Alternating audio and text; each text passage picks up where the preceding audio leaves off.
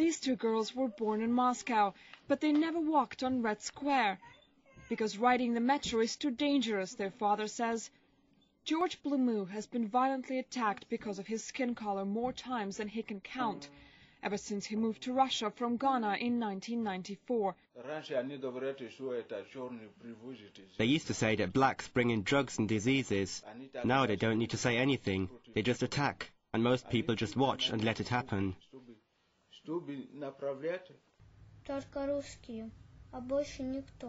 She says her school is for Russians only.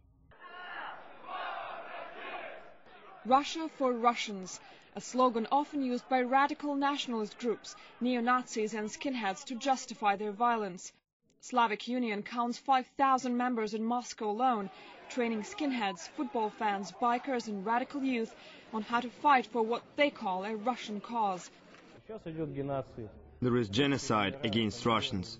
The core population is dying out and migrants are pouring in. Our faith, our culture, our national idea is being oppressed. Russia will belong to core ethnic Russians, and if somebody doesn't agree with us, it's their neck on the line. 480 people reportedly suffered racially motivated attacks in 2006. 54 died. An Armenian man was stopped to death at Pushkinskaya metro station in central Moscow during rush hour in April last year.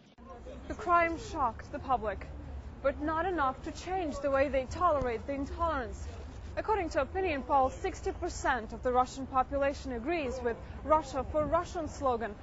And when crimes like this happen just a stone throw from the Kremlin and the Russian State Duma down Tverskaya Street here, the question is how far would nationalist ideas travel to get into politics?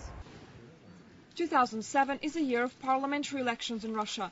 President Putin has promised to fight extremism in government. But in remote parts of Russia, there is little guarantee candidates won't use nationalist ideas in their campaigns to gain popularity. In the December 2005 election, Dmitry Rogozin, the former leader of Motherland Party, starred as himself in a campaign video, "Let's clean up Moscow's garbage."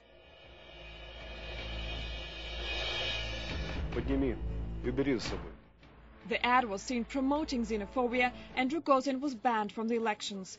But Nikolai Kuryanovich, a current State Duma deputy and member of the Committee for Security, has no problem talking to us about his agenda.